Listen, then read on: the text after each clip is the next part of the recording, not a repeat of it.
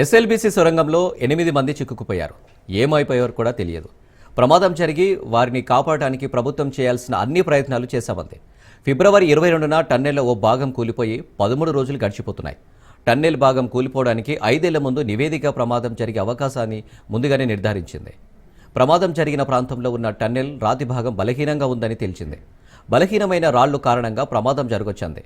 ఫిబ్రవరి 22న తెలంగాణలోని ఎస్ఎల్బీసీ టన్నెల్లోని ఒక భాగం కూలిపోయే ముందు జయప్రకాష్ అసోసియేట్స్ లిమిటెడ్ నియమించిన నివేదిక టన్నెల్ నిర్మాణ సమయంలో ప్రమాదం జరిగే ఛాన్స్ ఉన్న area fault జోన్ను నిర్ధారించింది.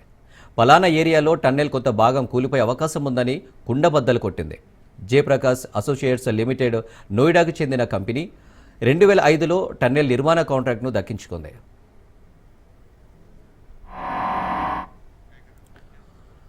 Tunnel seismic prediction tsp 303+ అనే నివేదికను జనవరి 2020లో టన్నెల్ను సర్వే చేసే అంబర్గ్ టెక్ ఏజీ అనే మరో కంపెనీ కూడా ఇచ్చింది.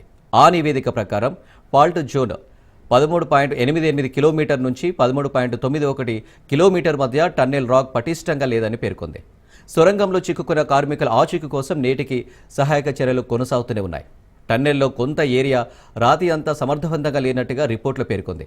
బలహీనంగా ఉన్న ప్రాంతాన్ని రిపోర్ట్లో హైలైట్ చేసింది. అయితే ఈ ఘటనకు సంబంధించి నాడు కాంట్రాక్టు పొందిన జయప్రకాష్ అసోసియేట్స్ లిమిటెడ్ను సంప్రదించినప్పుడు నాటి నివేదిక ఇచ్చినట్టు ధృవీకరించినప్పటికీ తాజాగా ఘటనపై ఎలాంటి కామెంట్స్ చేయబోమన్నారు.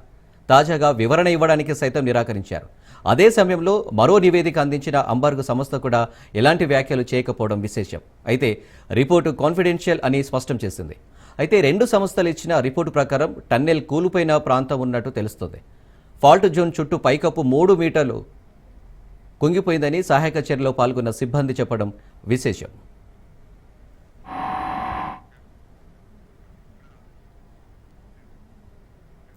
అయితే సొరంగం వైపు వరద ఉండటం వల్ల సహాయక చర్యలను అడపదడప నిలిపివేయాల్సి వస్తుంది.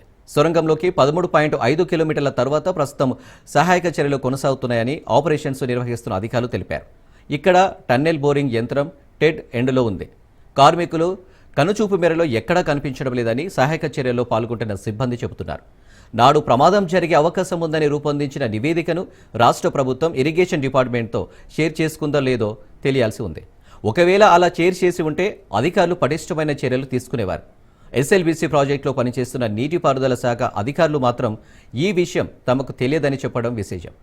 4 సంవత్సరాలలో రాతి నేలలో ఏవైనా మార్పులు వస్తాయన్న దానికి వారు స్పష్టంగా సమాధానమిచ్చారు. రాతి భాగంలో ఎలాంటి మార్పులు రావని, నీటి ప్రవాహం విషయంలో మార్పులుండొచ్చన్నారు. మొత్తంగా అధికారుల మధ్య నిర్లక్ష్యం ఉందని నివేదిక అధ్యయనంలో తేలింది.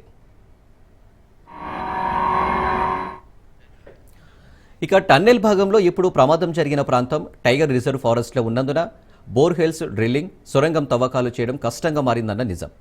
భూగర్భ పరిశోధకులు అనుమతులు లభించాల్సి ఉంది. అయితే టన్నెల్ ఏరియాలో భౌతిక పరీక్ష చేయడం కష్టతరం. దీంతో జియోటెక్నికల్ డేటా లేకుండా సొరంగం తవ్వకం ప్రారంభించడం వల్లే ప్రమాదం జరిగిందని నిపుణులు స్పష్టం చేస్తున్నారు.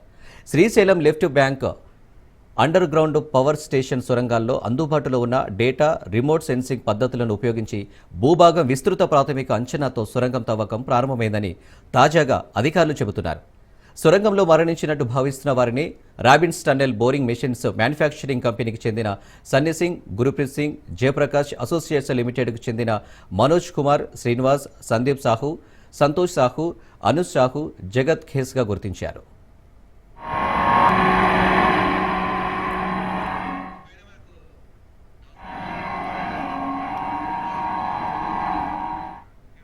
రైట్గా దీనికి సంబంధించి మరిన్ని డీటెయిల్స్ సాగర్ అందిస్తారు. సాగర్, రైట్, ఏదైతే ఎస్ఎల్బీసీ టన్నెల్ ప్రమాదానికి సంబంధించి కూడా నేటితో 13 రోజులు గడిచింది. ఇప్పటి వరకు కూడా లోపల చిక్కుకున్న 8 మంది ఆచూకీ మాత్రం లభించలేదు. ఎక్కడైతే ఈ టన్నెల్ కు సంబంధించి 14 కిలోమీటర్ల దగ్గర ప్రమాదం జరిగిందో అక్కడి వరకు కూడా రెస్క్యూ బృందాలన్నీ కూడా చేరుకున్నాయి. 12 బృందాలు 13 బృందాల వరకు కూడా లోపలికి వెళ్ళొచ్చాయి, 0 పాయింట్ వరకు వెళ్ళొచ్చాయి.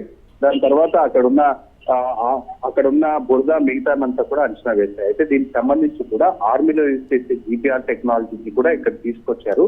చాలా అత్యాధునిక టెక్నాలజీ ఇక్కడ తీసుకొచ్చిన తర్వాత ఆ జీపీఆర్ టెక్నాలజీ ద్వారా కూడా ఎక్కడెక్కడ ఈ మానవ ఆనవాళ్లు ఉన్నాయి తర్వాత అనేది ఈ బీపీఆర్ పరికరం ద్వారా కూడా వాళ్ళు గుర్తించినప్పటికీ 4 ఒక దగ్గర మార్క్ చేశారు. దాని తర్వాత టన్నెల్ బోరింగ్ మిషన్ ముందు భాగంలో అయితే మిగతా 4 స్పాట్స్ అయితే గుర్తించారు. దీనికి సంబంధించి మార్క్ చేసినప్పటికీ ముందరున్న 4 స్పాట్స్ నుంచి కూడా వాళ్ళు తవ్వకాలు జరిపినప్పుడు అక్కడ టన్నెల్ బోరింగ్ మిషన్ సంబంధించి కూడా ఎక్విప్మెంట్స్ కొన్ని పరికరాలు పైపులు ఇలాంటివి బయటకు వచ్చినట్టు కూడా తెలుస్తుంది. మొత్తానికైతే కూడా ఈ ఎస్ఎల్బిసి ప్రమాదానికి సంబంధించి ఈ రోజు తాజాగా కూడా కేరళ నుంచి ప్రత్యేకమైన డాగ్ స్క్వాడ్ ను కూడా ఇక్కడికి తెప్పించారు. ఈ డాగ్ స్క్వాడ్ ప్రత్యేకంగా కూడా ఎక్కడైతే మానవ ఆనవాళ్ళు ఉంటాయో అదంతా గుర్తిస్తుంది. దీనికి సంబంధించి కూడా ఈ డాగ్స్ అన్ని కూడా ఎవరైనా చనిపోయినా మిగతా ఏదైనా బాడీ చాలా రోజుల నుంచి దొరకకపోయినా కూడా దానికి సంబంధించి ఇది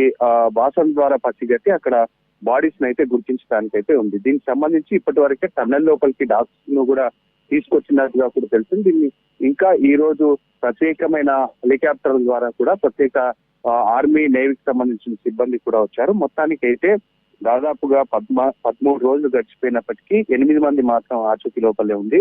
మొన్నటి వరకు కూడా 2 days కు ముందు వరకు కూడా కన్వేయర్ బెల్ట్ ఏదైతే ఈ కన్వేయర్ బెల్ట్ ఉంటుందో లోపల బురద నీరు మట్టికి సంబంధించి ఈ బురద రాళ్ళనంతా కూడా కన్వేయర్ బెల్ట్ ద్వారా టన్నెల్ బోరింగ్ మిషన్ తవ్వుకుంటూ వెళ్తుంది. అదంతా కూడా బిల్లు ఈ కన్వేయర్ బెల్ట్ లో వేస్తే అదంతా కూడా బయటికి తీసుకొచ్చి పారబోస్తుంది. ఈ విధంగా ప్రక్రియ నడుస్తుంది. అయితే ఏదైతే ఈ నెల 22 జరిగిన ప్రమాదానికి సంబంధించి ఈ కన్వేయర్ బెల్ట్ కూడా పూర్తిగా ధ్వంసమైన పరిస్థితి కనిపించింది. దాదాపు 11 రోజుల వరకు శ్రమించిన జేపీకి సంబంధించిన ఇంజనీర్లు మిగతా వాళ్ళంతా కూడా దీన్ని శ్రమించి ఈ కన్వేయర్ బెల్ట్ అంతా కూడా పునరుద్ధరణ చేశారు. ఈ పనులు కూడా వేగవంతంగా జరుగుతున్నాయి. ప్రస్తుతానికి అయితే కూడా లోపల ఉన్న బురద మట్టినంతా కూడా కన్వేయర్ బెల్ట్ ద్వారా బయటకు తీసుకెళ్తున్నారు.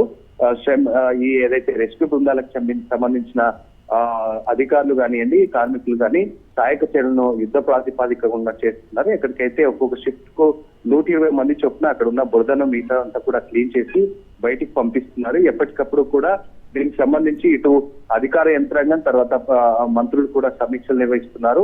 అక్కడున్న రెస్క్యూ సిబ్బంది కూడా ఎప్పటికప్పుడు దిశానిర్దేశాలు కూడా చేస్తున్నారు. అయితే ఇదంతా ఒక ఎత్తు అయితే ఏదైతే ఈ జయప్రకాష్ అసోసియేట్ లిమిటెడ్ ఉందో ఇది నోయిడా కేంద్రంగా పనిచేసే సంస్థ. ఇది 2005లో అయితే ఈ టన్నెల్ కి సంబంధించి ప్రాజెక్టును చేపట్టేందుకైతే కాంట్రాక్ట్ పొందింది. అయితే దీనికి సంబంధించి 13.88 కిలోమీటర్ల దగ్గర అయితే ఆ ప్రాంతం అంతా కూడా ఫాల్ట్ జోన్ గా కూడా టన్నెల్ స్టీమింగ్ ప్రిడిక్షన్ టిఎస్పి అనే సంస్థ దీన్ని అంతా కూడా ఒక ఫాల్ట్ జోన్ గా కూడా సర్వేకి సంబంధించి కూడా ఈ కంపెనీకి ఇచ్చినప్పటికీ కూడా ఇవన్నీ కూడా బేఖతారు చేసి ఈ ఫాల్ట్ జోన్ గా ఉన్న ప్రాంతం అంతా అదంతా ఫాల్ట్ జోన్ గా ఉన్నప్పటికీ వీళ్ళకి తెలిసినప్పటికీ కూడా దానికి సంబంధించి ఎక్కడ ఎటువంటి చర్యలు తీసుకోకుండా ముందుకు పోవడమే వల్లనే ఈ ప్రమాదం జరిగిందంటూ కూడా ఓవైపు ఇటు ప్రతిపక్షాలు కానీ మిగతా అక్కడున్న కుటుంబ సభ్యులు కూడా ఆరోపణ చేస్తున్న పరిస్థితి కూడా కనిపిస్తుంది. అయితే మొత్తానికైతే ఈ 2-3 రోజుల్లో ఏవైతే మృతదేహాలకు సంబంధించి కూడా ఒక అప్డేట్ అయితే వచ్చే అవకాశం కనిపిస్తుంది. ఇప్పటికీ కూడా సహాయక చర్యలన్నీ కూడా బూమరాంగ్ చేసిన పరిస్థితి కూడా కనిపిస్తుంది అని. Right Sagar, thank you.